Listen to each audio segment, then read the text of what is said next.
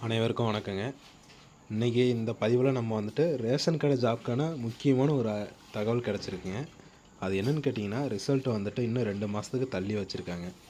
ஆனால் இது அஃபிஷியல் நோட்டிஃபிகேஷனாக இன்னும் வெளியாகலைங்க. இது எனக்கு கிடைச்ச ஒரு நம்பகமான தகவல். என்ன காரணத்தினால தள்ளி வச்சுருக்காங்கன்னு கேட்டிங்கனாக்கா, இன்டர்வியூ ஸ்டார்ட் பண்ண ஒரு சில நாட்கள்லேயே பெஞ்சல் புயல் ஸ்டார்ட் ஆயிடுச்சுன்றது நம்ம எல்லாருக்குமே தெரியும். அதனால் இன்னமும் ஒரு சில மாவட்டங்களில் வந்து பார்த்திங்கன்னா நேர்காணல் எதுவுமே முடியாமல் அப்படியே நிற்கிதுங்க. குறிப்பாக கடலூர், விழுப்புரம், சென்னை, திருவண்ணாமலை போன்ற மாவட்டங்களில் வந்து நேர்காணல்ங்கிறது நடக்காமல் அப்படியே நிற்கிறதுனால மற்ற முடிஞ்ச மாவட்டங்களோட முடிவுகளையும் நிறுத்தி வச்சுருக்காங்க.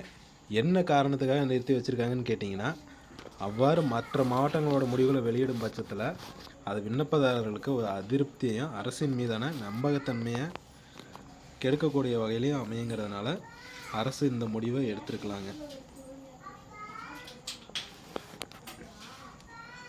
அந்த மாதிரி ஒரு சூழ்நிலைக்கு அரசு ஆளாகக்கூடாது அப்படிங்கிறதுனால 38 மாவட்டமுமே முழுமையாக நேர்காணல் முடியணும் அப்படிங்கிறதுக்காக அரசு இந்த முடிவை எடுத்திருக்கலாம்.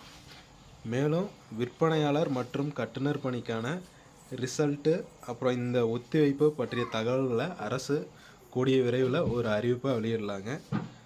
இதை பற்றிய மேலும் தகவல் தெரிஞ்சுக்கிறதுக்கு நம்ம சேனலில் இணைந்திருங்க. அப்போதாங்க நோட்டிஃபிகேஷன்ஸ் உங்களுக்கு வரும். நன்றி.